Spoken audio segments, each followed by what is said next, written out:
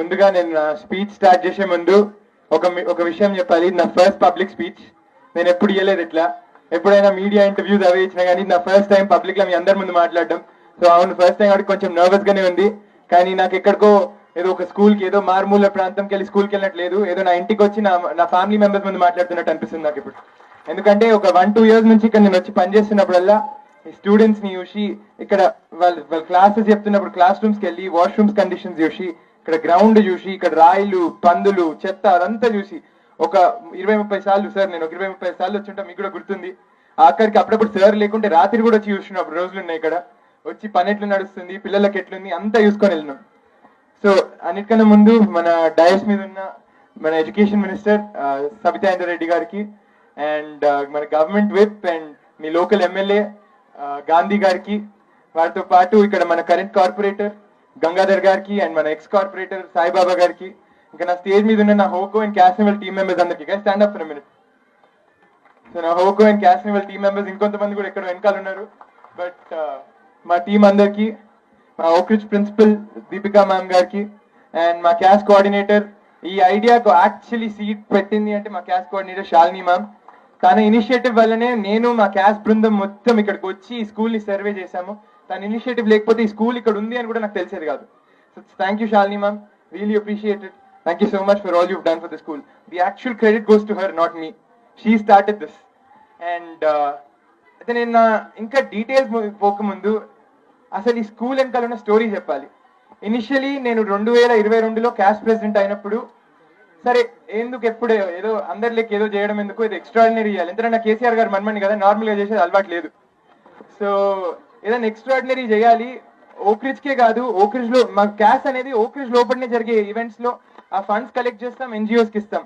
ఇట్లనే నడుస్తున్న క్యాస్ట్ ని నేనేమనుకున్నా అంటే, ఈ ఫండ్స్ ఇక్కడ వచ్చిన ఫండ్స్ ని మన స్కూల్ కోసం కాదు, మన స్కూల్ పేరు కోసం కాదు, బయట ఒక 10 మందికి సహాయం చేద్దానికి వాడదామని చెప్పి ఆ ఇనిషియేటివ్ నేను నా క్యాస్ట్ మెంబర్స్ తీసుకున్నాము.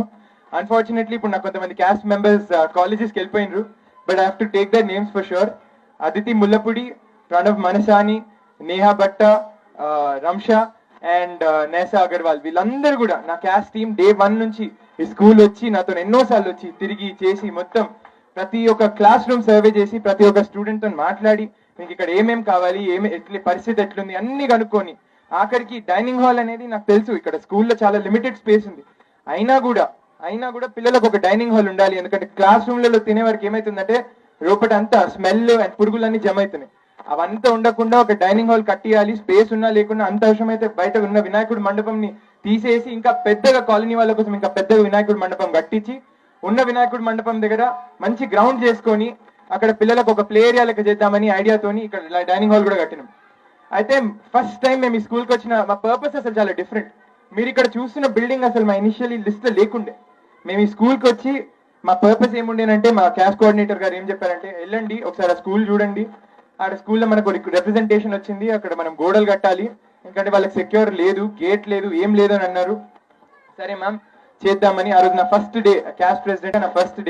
నా ఫస్ట్ డే రోజు నేను స్కూల్లో 10,000 సాప్లింగ్స్ ప్లాంట్ చేసి 10,000 మొక్కలు నాటి నేను మ్యామ్ని అడిగిన, మ్యామ్ నాకు దీంతో ఏం సాటిస్ఫాక్షన్ లేదు, చెట్లు పెట్టే కార్యక్రమం ఎవరైనా చేస్తారు, మనం ఏమైనా కొత్తగా చేయాలి, స్కూల్కే మనం ఒక పేరు తేవాలి, స్కూల్ మనకేం ఇచ్చిందని కదా మనం స్కూల్కి ఏమి ఇవ్వాలి, స్కూల్ ఈ బ్యాచ్ లో ఈ క్యాస్ట్ రికార్డ్ లో మనం ఒక బెంచ్ మార్క్ సెట్ చేసి పోవాలి మ్యామ్ అని చెప్పి, సరే ఇక్కడికి ఒకసారి సర్వే మనకి ఎప్పుడో రిప్రజెంటేషన్ వచ్చింది, ఒకసారి మన హెడ్ మాస్టర్ రాములు గారు కూడా ఉన్నారు అక్కడ, కలువు ఎట్లుంది పరిస్థితులు అన్ని చూసి నీకు ఇష్టం ఉన్నట్టు నువ్వు చేయి, దాని ప్రకారం నువ్వు ప్లాన్ చేయి అని నాకు అటానమిటీ కూడా ఇచ్చింది. నేను ఒక స్టూడెంట్ అయి కూడా ఇంత పెద్ద బాధ్యత నాకు అప్పచెప్పింది అయితే శాలిని మ్యామే. తను ఏ మాత్రం ఇంటర్ఫియర్ కాలేదు, మొత్తం నమ్మకం నా మీద పెట్టి, నువ్వు ముందుకెళ్ళు, నువ్వు చెయ్యి, I trust your judgement, do what you have to and I'm sure it turn out to be great అని అన్నారు. అని నేను మా క్యాస్ట్ టీమ్ వచ్చినప్పుడు మా డ్రైవర్ ఇక్కడ తీసుకొస్తుంటే, సరే ఓకే స్కూల్ ఎక్కడ ఉంది అనుకున్నాం, వస్తున్నాం. అండ్ కొంచెం ముందుకు వచ్చి బండి ఆగింది. అయ్యో ఇక్కడ ఎందుకు ఆపింది అంకుల్ అని మా డ్రైవర్ని అడిగితే, బాబు ఇదే స్కూల్ అని చెప్పింది. స్కూల్ కండిషన్ చూస్తే నాకు అసలు అక్కడ బాధ కూడా చెప్పుకోలేను నేను మాటల్లో, కళ్ళకు నీళ్ళు వస్తుండే. ఎందుకంటే అక్కడ మీరు చూస్తే ఇక్కడ గర్ల్స్ టాయిలెట్ ఉంది. ఆ గర్ల్స్ టాయిలెట్ ఇంతకుముందు గర్ల్స్ టాయిలెట్ ఇటుండే, బాయ్స్ టాయిలెట్ ఇటుండే. ఆ గర్ల్స్ టాయిలెట్ బయటనే పందులుండే. ఆడపిల్లలు ఎట్లా వాడతారు ఆ బాత్రూమ్స్? ఎంత చిన్న పిల్లలు, వాళ్ళకి ఒక మౌలిక సదుపాయం అది కూడా లేకపోతే ఎట్లా అనే బాధ. దాని తర్వాత ఇక్కడ మొత్తం మొత్తం స్కూల్ అంతా సర్వే చేస్తుంటే ఇక్కడ పిల్లలన్నీ రాళ్ళ మధ్య ఉరుకుతున్నారు. ఒక్క పిల్లోడికి నేను రాగానే వచ్చిన రోజు దెబ్బ తాకింది కూడా, మెట్ల మీదకి వెళ్ళి పడ్డాడంట జారి. ఎందుకంటే మెట్లు కూడా ఈవెన్ లేవు, ఏదో కట్టేటట్టు ఉన్నాయి అట్లా. సో జారి కింద పడ్డాడంట. సో అట్లా మేము మొత్తం స్కూల్ తిరిగి ప్రతి ఒక్క క్లాస్ రూమ్ తిరిగి స్టేషనరీ ఫర్నిచర్ అంతా రివ్యూ చేసి హెడ్ మాస్టర్ గారిని అడిగాను, సార్ ఒకసారి మీ ఆఫీస్కి వెళ్దాం మాట్లాడదామంటే ఈ ఆఫీస్ రూమ్ లోకి తీసుకెళ్ళారు. మొత్తం స్టూడెంట్స్ ఉన్నారు. సార్ అదేంటి మీ ఆఫీస్ లో స్టూడెంట్స్ ఉన్నారు అని అంటే, సార్ ఇదే ఆఫీస్, ఇదే క్లాస్ రూమ్, స్టాఫ్ రూమ్ కూడా ఇదే అన్నారు. నేను షాక్ అయినాను. అంటే 100% నాకు ఇట్లాంటివి కొత్త, నేను ఇంతకుముందు ఎప్పుడు చూడలేదు. ఎందుకంటే నేను చదువుకున్నది ప్రైవేట్ పాఠశాలలో. సో నేను ఫస్ట్ టైం హెడ్ మాస్టర్ గారి రూమ్ చూసి అదే ఒక క్లాస్ రూమ్, అదే ఒక స్టాఫ్ రూమ్, అదే ఒక స్టోర్ రూమ్ అంటే నాకు నిజంగా ఆ బాధ నేను మాట్లాడాలని నిజంగా చెప్పుకోలేను. సో నేను ఆ రోజే అనుకున్నాను, మేము మళ్ళీ శాలిని మ్యామ్ దగ్గరికి వెళ్ళి, మ్యామ్ మనం గోడలు మాత్రం కట్టడం కాదు, ఇంకా చాలా పని ఉంది దాంట్లో చేద్దామని అంటే, హిమాంశు మన దగ్గర ఫండ్ లేదు, మనకి లిమిటెడ్ ఫండ్స్ ఉంటాయి, మనం చిన్న చిన్న ఈవెంట్స్ చేసుకుంటాం, మనకు అంత ఫండ్ రాలేదు అని చెప్పిండ్రు. నేను ఆ రోజు మ్యామ్తో అన్నా, నేను క్యాష్ ప్రెసిడెంట్ గా వెళ్ళే ముందు, నేను కాలేజ్కి వెళ్ళిపోయే ముందు 2 పెద్ద ఈవెంట్స్ కండక్ట్ చేసి, ఫండ్ రైజర్స్ ఈవెంట్ కండక్ట్ చేసి, దాంతో మేము 40 లక్షలు సేకరించినాం. ఆ 40 లక్షలతో కాకుండా కూడా మన డిఈసి ఇన్ఫ్రా మత్స్యధన్ రావు గారు కూడా ఇక్కడే ఉన్నారు, మత్స్యధన్ రావు గారు అండ్ అనిరుద్ గుప్తా గారు, వారి సహకారం లేకపోతే ఇది ఇంత తొందరగా అయ్యేది అస్సలే కాదు. వారి సహకారం ఇది కట్టడంలోనే కాదు, వాళ్ళ సిఎస్ఆర్ ఫండ్ కూడా మాకు కాంట్రిబ్యూట్ చేశారు ఈ స్కూల్ కోసం. కార్పొరేట్ సోషల్ రెస్పాన్సిబిలిటీ ఫండ్ ఇచ్చినందుకు కూడా థ్యాంక్ యూ మత్స్యధన్ రావు గారు. You're really, you will be remembered in the school for ever. As long as the school is here, you and your team will be remembered. Thank you. And దాంతో పాటుగా ఇప్పుడు మీకు ఒక మాట చెప్పాలి. నాకు ఈ స్కూల్ తీసుకోవడానికి ఇంకొక మేజర్ ఇన్స్పిరేషన్ మా తాతగారు.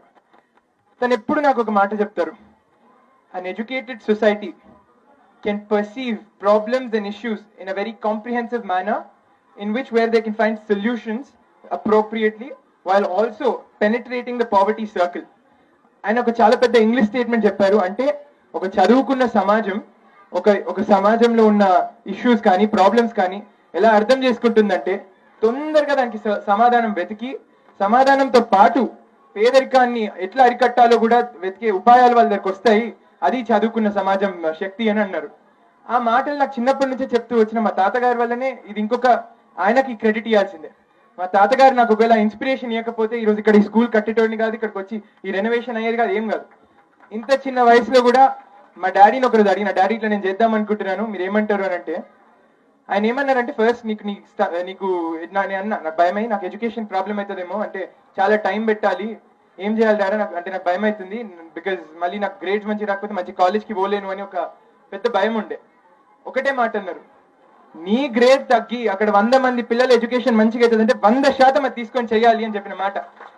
నీ గ్రేడ్ తగ్గినా నాకు ప్రాబ్లం లేదు, నువ్వు మార్జినలీ పాస్ అయినా నాకు ప్రాబ్లం లేదు, కానీ ఆ పిల్లలందరికీ ఒకవేళ నువ్వు ఏమైనా చేయగలుగుతావు అంటే 100% చేయాలి అంటేనే మా డాడీ స్ఫూర్తి, మా తాతగారి ఆశీస్సులతో ఇక్కడికి వచ్చి మీ అందరి ముందు నేను ఇక్కడ నిలబడి ఈరోజు మనం ఈ గొప్ప స్కూల్ ఇనాగ్రేట్ చేసుకోగలిగినాం. అండ్ ఇంకా నేను 2-3 నా స్పెషల్ మెన్షన్ చేయాలి నా టీంలో. మా cash financial secretary Advait Bigala. Advait కూడా డే 1 నుంచి మొత్తం ఫైనాన్సెస్ లిస్ట్ కానీ, ఎక్కడి నుంచి మనం స్పాన్సర్స్ ఎట్లా వెతకాలి, సిఎస్ఆర్ ఎట్లా తెచ్చుకోవాలి, డే 1 నుంచి అద్వైత్ ఉన్నాడు. నా వెనకాల ప్రేరణ, నా deputy head of cash level and home coming, ఈ 2 ఈవెంట్సే ఫండ్స్ కలెక్ట్ చేసి ఈ స్కూల్ కట్టాం. ప్రేరణకు, మరి నా ఫ్రెండ్స్ హితేష్, తర్వాత వేద్, సంజన, ప్రతితి, అందరికీ కూడా వీళ్ళందరి సపోర్ట్ వల్లనే ఈరోజు ఈ స్కూల్ పాసిబుల్ అయింది, లేకపోతే ఇది అయ్యేది కాదు.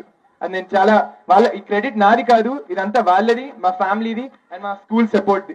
ఎక్కడ మొత్తం హైదరాబాద్ లో కూడా ఇన్ని స్కూళ్ళలో ఇదే సెలెక్ట్ చేసుకున్నామంటే, ఇక్కడ ఉండేటోళ్ళందరూ కూడా పేదవాళ్ళు సార్. ఇక్కడ ఉండేటోళ్ళందరూ పేదవాళ్ళు, ఇక్కడ అందరూ కూడా కూలి పని చేసుకుని బతికేటి వాళ్ళు. వాళ్ళ పిల్లల కోసమే మనం చేస్తున్నాం. ఎందుకంటే మీ అందరి నుంచి కూడా పిల్లలు, మీ అందరి నుంచి నాకు ఒక చిన్న రిక్వెస్ట్, మీలలో నేను పెద్దగా అయినాక డాక్టర్లను చూడాలి, మీ నుంచి నేను ఇంజనీర్లను చూడాలి, లాయర్ని చూడాలి, రేపు పాలిటీషియన్స్ని చూడాలి. మీ అందరినీ నేను రేపు ఎప్పుడైనా నాకు పని ఉంటే, నాకేమైనా ఇట్లాంటి ఇంకో స్కూల్ కట్టేది ఉంటే మీ దగ్గరికి వస్తాను ఇంజనీర్ కోసం. నాకు ఒకవేళ ఏమైనా అప్రూవల్ కావాలంటే మీరే రేపు పాలిటీషియన్ అయిన పేపర్లో మీరు సైన్ పెట్టాలి. సో మీరు ఈ స్కూల్ నుంచి మీరు ఇంకా ముందుకు పోయి చాలా ముందుకు ఎదగాలని నేను కోరుకుంటున్నాను. సో సార్, మా విజన్ మీరు కంటిన్యూ చేస్తూ ఈ స్కూల్ని మేము ఎంత స్టాండర్డ్లో మీకు ఒక బెంచ్ మార్క్లో పెట్టించినందుకు అది మీరు ముందుకు తీసుకెళ్ళండి. నేను ఎప్పుడు కూడా మీకు ఒక కాల్ దూరంలో ఉన్నాను, ఒక్క కాల్ చేయండి సార్, వచ్చి నేను మీకు ఏం కావాలంటే చేసిపోతాను. So no problem.